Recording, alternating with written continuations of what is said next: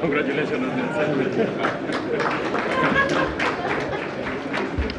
Thank you very much, the Honorable Prime Minister, and please let's take our seats.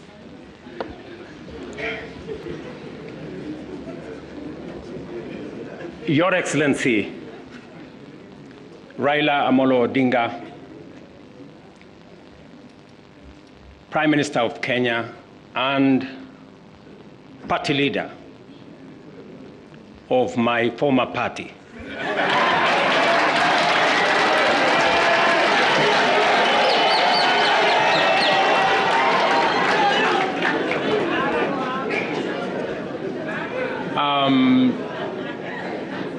Your Excellency, the Deputy President of the Republic of Kenya, Excellencies, leaders of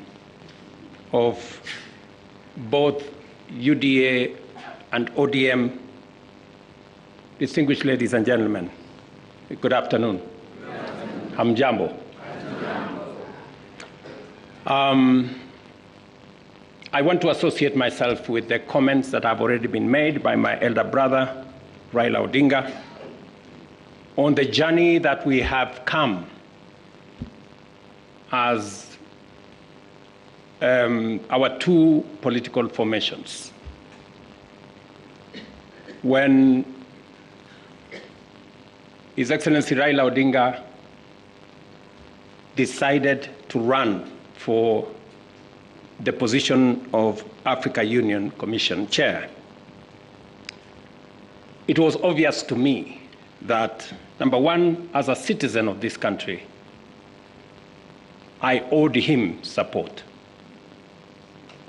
And it was also clear to me that knowing him as a Pan-Africanist, as a leader with experience, and that he had immense understanding of issues Africa, he qualified for not just my support, but that of the government of Kenya.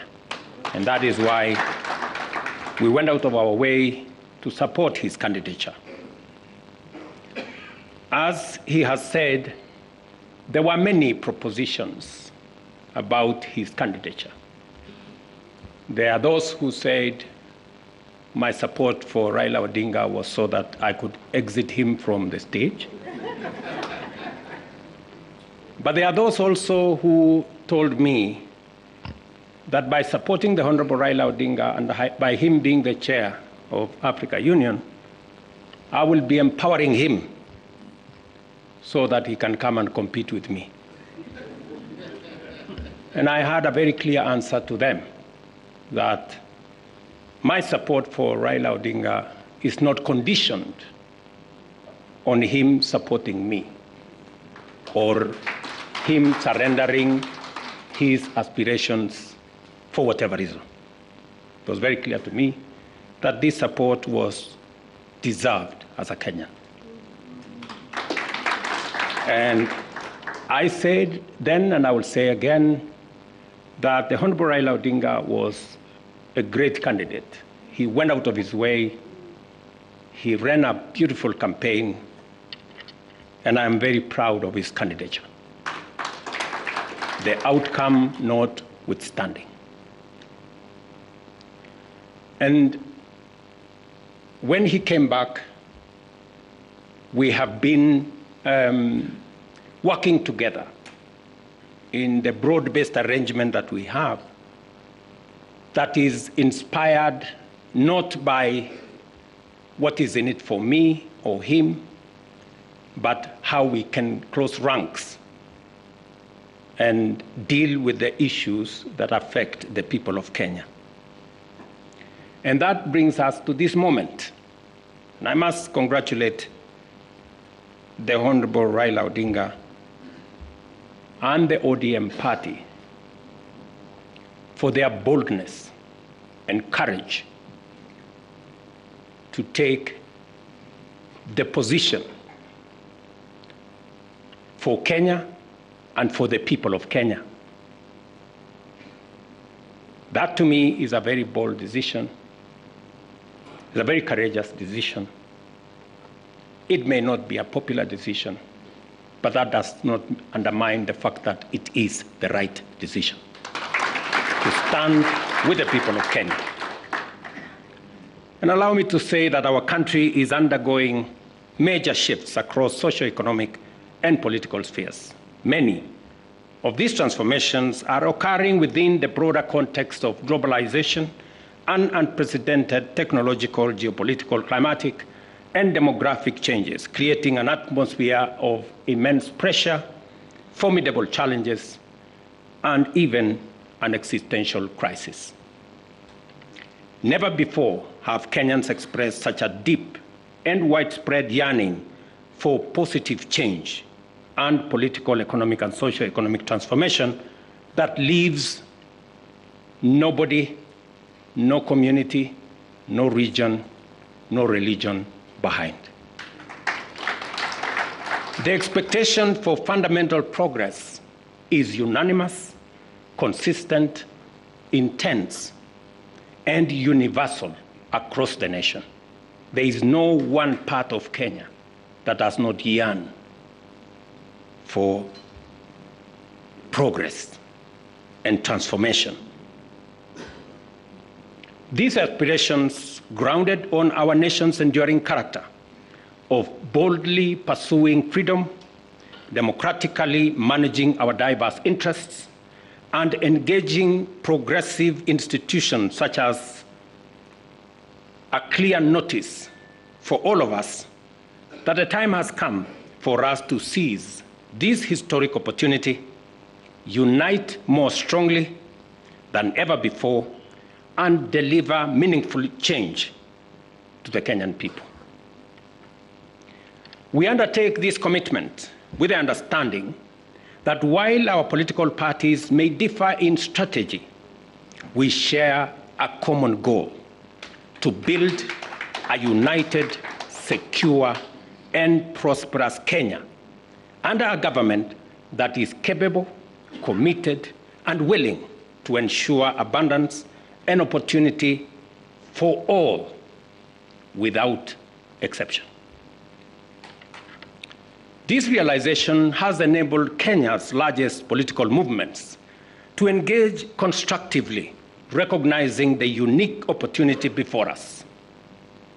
As leaders and as a generation of citizens, we must embark on a bold and radical path of national transformation, confronting and resolving the fundamental issues that have shaped every national crisis since independence. And we have had an able listing of what this is.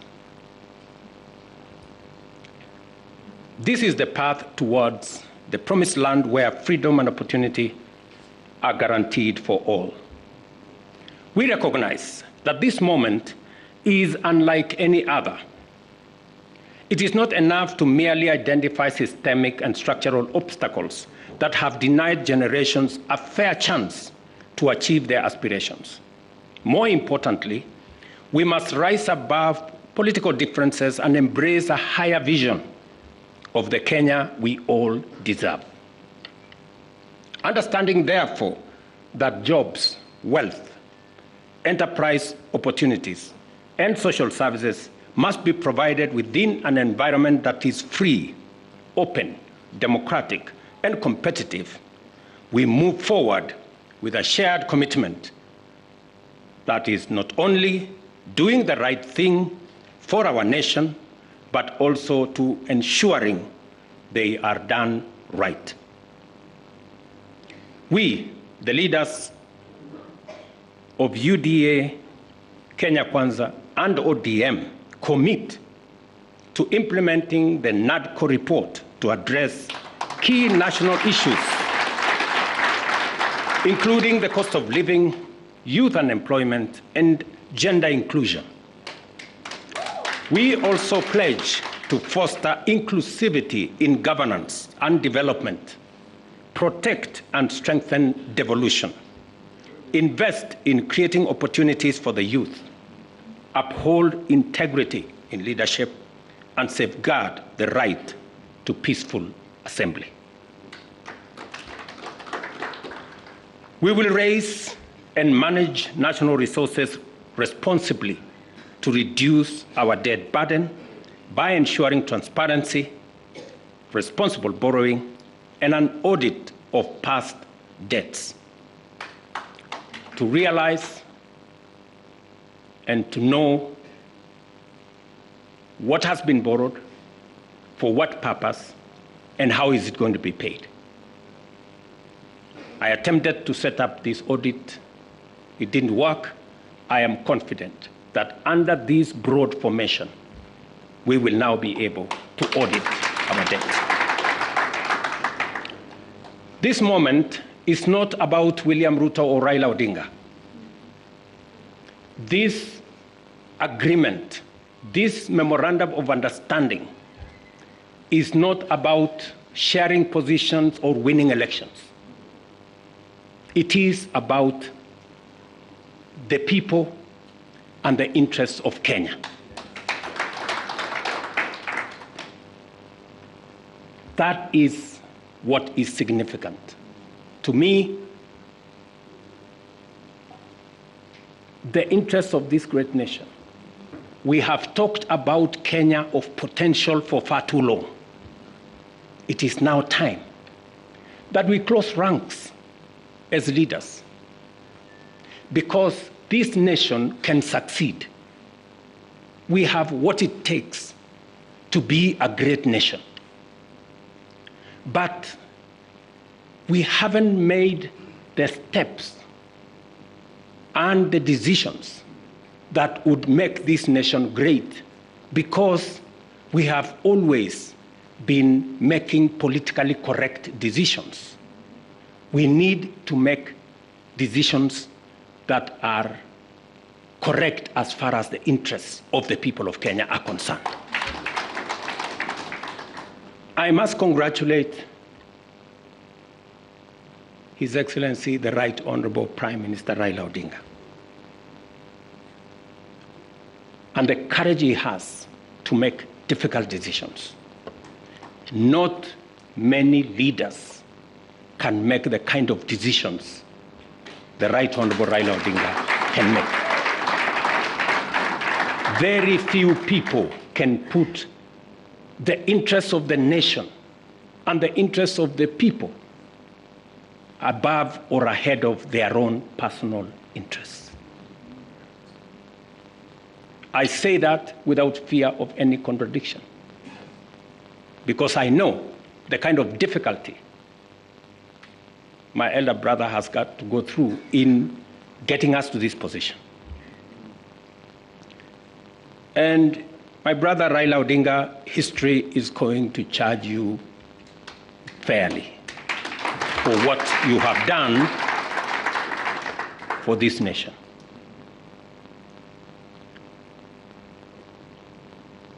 Immediately after the elections, several months after the elections, I called my brother and I told him, you have been my party leader. You have been my senior. Today, by God's grace, I'm president. I want you to be treated well.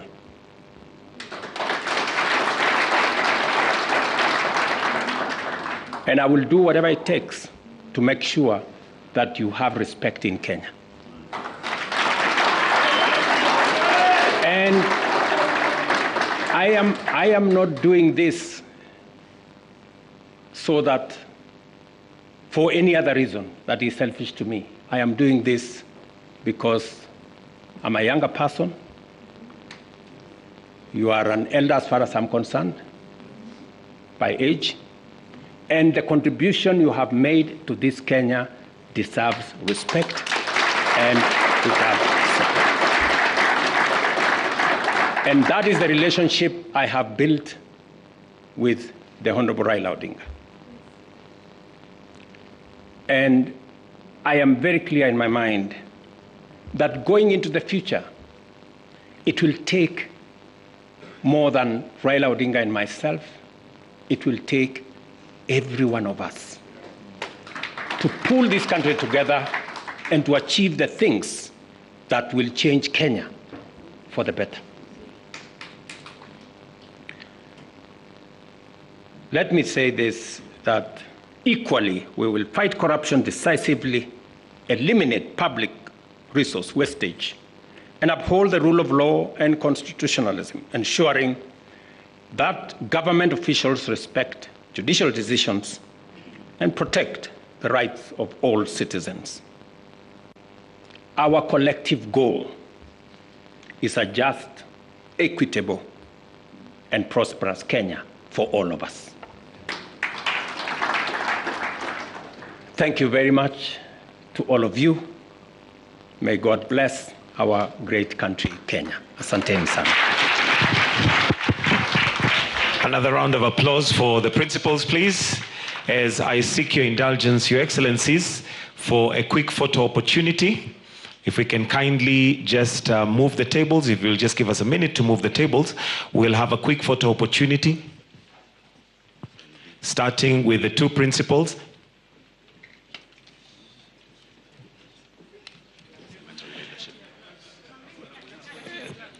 If I can kindly request we just move slightly because of the flags, so that we are in the middle of the flags. Right there, Your Excellencies. Thank you. The second photo will have the party chairs and the Secretary Generals to kindly join in. The party chairs and the Secretary Generals to join in.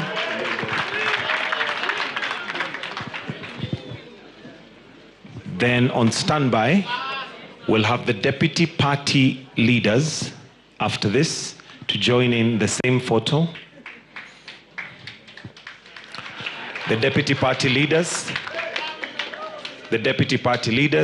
and the last photo will have the parliamentary leadership to join in the photo.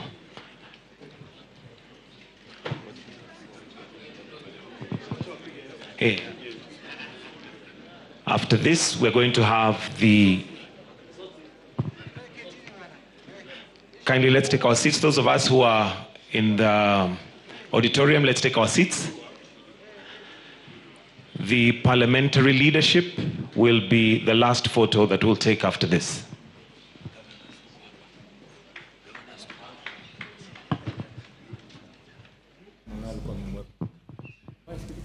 Na mtazamaji, na baada ya kufuatilia kwa makini kuanzia mwanzo wa shughuli ya utiaji sahihi mkataba wa makubaliano kama ulivyoitishwa, na kwa hivi sasa ni picha za pamoja, wameanza kupiga picha, na kama wameweza kutumia jina vizuri, wameweza kutumia ni vinara wale wawili, ambapo ni Raila Amolo Odinga, kiongozi wa ODM, na Rais William Samoei Ruto ambaye anawakilisha chama cha UDA, ambao ni picha za pamoja wakiwa pamoja na wenyekiti wa vyama, makatibu wa vyama, viongozi wa wengi katika bunge na seneti, viongozi wa wachache alikadhalika katika bunge na seneti. Na kama umeweza kusikia, ujumbe uliotolewa ni kwamba haifanywi iliyofanywa kwa sababu ya faida ama kuweza kufaidika kwa siasa zinazokuja, inafanywa kwa sababu ilistahili kufanywa kwa kuzingatia taifa letu mahali lilipo na taifa mahali linapoelekea. Na pia vile vile tumepata fursa ya kupata mkataba ule makubaliano ukisomwa kuanzia kifungu cha kwanza hadi cha mwisho, na hivi sasa Mkenya aliyefuatilia anayakini ni yapi ambayo amepewa kipaumbele. Miongoni mwa waliopewa kipaumbele ni maridhiano kati ya taifa, ni masuala ya kuhakikisha kwamba ugatuzi sio tu upo kwa maandishi, lakini unafanya